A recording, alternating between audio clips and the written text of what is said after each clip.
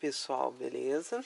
Hoje vamos fazer aqui um autovlog para responder alguns comentários, porque ultimamente eu tenho falado muito de Monza, né? Hoje a gente está vendo aqui o Flash Azul segundo, né? Meu Monza 2.0 automático. Estamos vendo o Flash Cinza segundo, 1.8 gasolina. Tem ainda a coisinha da concessionária.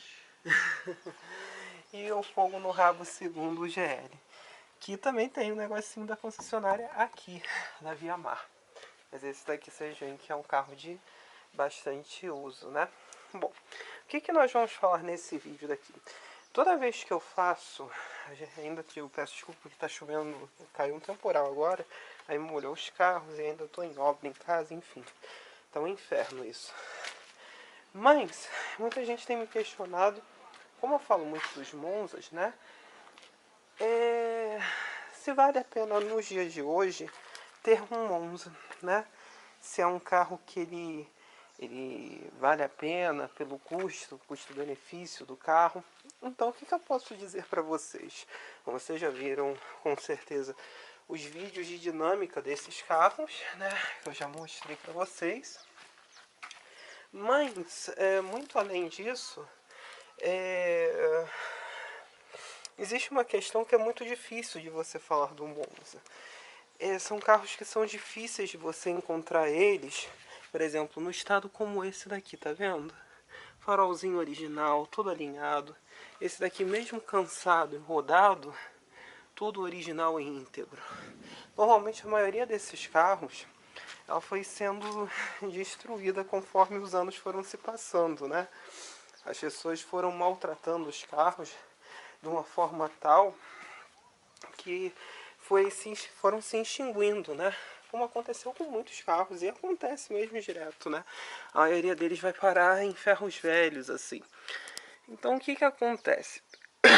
Se você achar um carro desses em bom estado, num preço acessível, né? Eu acho que vale a pena. Sim, porque até os 10 mil reais, se você achar um Monza desses daqui, como esse daqui automático, até o SL ou o GL, por cerca de 10 mil reais, eu acho que é um ótimo negócio. Mas eu acho que dentro dessa faixa dos 10 mil reais, você já vai encontrar, por exemplo, um Vectra A, que é um carro um pouco mais moderno. Né? Você vai encontrar um Astra A também, que é aquele Astra 95, que são carros um pouco mais modernos. Mas em questão de feeling de direção, esses carros daqui, tanto o Quadrado e principalmente o Tubarão, eles são muito bons de se conduzir, né? Eles dão um prazer na direção muito grande e tem uma dirigibilidade bastante atual. Eles pecam na questão da segurança, mas você ainda não tinha essa questão tão evoluída ali. Esses carros daqui, eles são dos primórdios, foram os primeiros carros a trazerem os conceitos de deformação programável para o Brasil. Então eles têm uma rigidez torsional muito grande, mas tanto a mala quanto a dianteira, se elas levam uma porrada até aqui o eixo, né, elas se acabam para sustentar a célula de sobrevivência. Isso é a coisa típica do Monza. Mas, por exemplo, barras de proteção internas dentro das portas. Isso é uma coisa que só foi aparecer nos carros em geral, no mundo inteiro, não apenas aqui no Brasil, nos anos 90. Não é uma coisa da época do Monza. O Monza é um carro que vem com um conceito dos anos 80. Então ainda falta um pouquinho nesse sentido. Mas a dirigibilidade do carro é boa, a mecânica é muito barata. O grande problema do Monza nos dias de hoje é peças de lataria, de detalhes, de acabamento, porque são mais de 20 anos fora de linha, né? Um carro que saiu de linha há 22 anos. Então é difícil de você encontrar determinados acabamentos. E eu digo que até é pior nos últimos Monzas do que nesses quadrados. Por quê? Os quadrados, eles são literalmente o Ascona C, né? O carro que foi vendido na Europa, o Opel Ascona C. Já o GL, o Tubarão, ele é um carro que foi desenhado para o Brasil. E bem melhorado, tá? Eu acho que o Monza Tubarão é muito melhor até do que os quadrados. Isso eu acho, isso eu sou bem pleno nessa questão, tá? Você sente que o carro melhorou muito. Inclusive é um carro muito mais neutro, né? Não sei se por conta dos balanços traseiros e dianteiros maiores, né?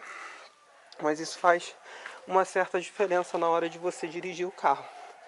Mas é um carro sim que ainda dá para se utilizar tranquilamente no dia a dia.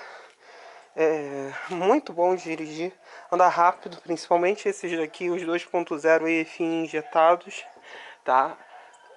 É uma dica que eu acho que vale muito a pena. Prefiro os modelos depois de 93, porque o câmbio passa a ser a cabo. Esse, por exemplo, esse meu quadrado ainda é a varão, então ele é um pouco mais duro de engatar. Esse daqui ele engata a marcha que é uma maravilha, né? Agora falando um pouquinho a respeito dos quadrados. Quadrados é que já estão começando a virar carro de coleção, né? Já estão em outro estágio. Mas a pintura dos quadrados ela é um pouquinho mais frágil. Natural porque tinha menos tecnologia envolvida ainda nessa época daqui, né? Quando comparada na do Tubarão. E também tem algumas coisas que ele tem a menos. Por exemplo, o único quadrado injetado foi o 500EF, né? Que hoje vale uma dinheirama, né? Já é um carro totalmente colecionável. Né? Injetado de verdade você só vai encontrar nessa era aqui do Tubarão. A dinâmica do quadrado ele é um pouquinho mais durinho. Ele sai mais de frente do que o Tubarão. E assim, quadrado, opte sempre pelas versões com motor a álcool. Apesar de ser um saco de manhã para ligar por conta do carburador, anda bem mais, tá? Do que as versões a gasolina, que por acaso os dois aqui são a gasolina, né?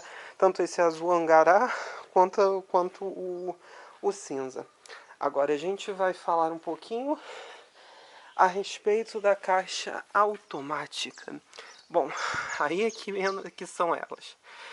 Ela merece um cuidado especial.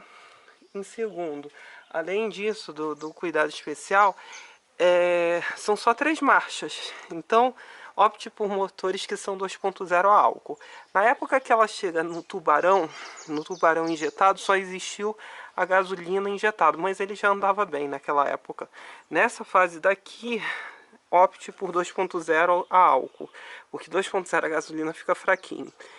E a partir de 89, esse câmbio automático de 3 marchas, ele ganhou uma parte eletrônica, que ele simula uma quarta marcha a partir dos 60 km por hora, que ele tem uma lock-up, né?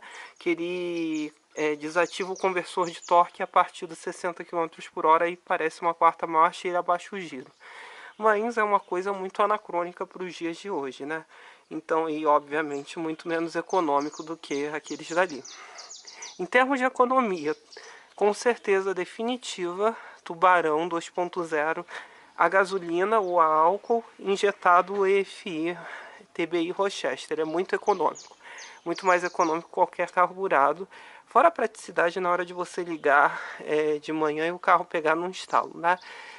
Mas também tem que ter atenção a um detalhe, nos tubarões injetados. Eles têm um consumo de bateria superior a esses modelos carburados. Então, se você fica com o carro muito tempo parado, a probabilidade do carburado ficar sem bateria nenhuma é menor do que o injetado. Não me pergunte por quê. Mas assim, se ainda vale a pena ter, eu acho que vale, mas tem que ter cuidado. E acho que já são carros que merecem um descanso. Descanso não, né? Mas já não merecem ser maltratados no uso cotidiano excessivo, né? De ficar brigando com o carro, de ficar estacionando o carro na rua, né? Já passou da fase disso, né? Até pra gente ter muitos modelos desses preservados, né? Ao contrário do que aconteceu com muitos deles, que foram totalmente destruídos aí com os anos. Então acho que é isso, né? Acho que eu falei um pouquinho de tudo, expliquei um pouquinho de tudo. Então, se vale ainda a pena ter um Monza, vale. Mas depende do valor que você vai pagar por ele, porque Monza bom não é barato. Você até pode achar uma oportunidade de alguém que não sabe a pérola que tem dentro de casa, né? Mas é difícil você achar um carro desses num preço mais acessível, né? Mais acessível.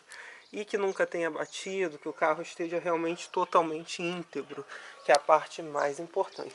Tá bom, pessoal? Então esse foi mais um vídeo. acho que tirando muita dúvida, né, se vale ou não vale a pena.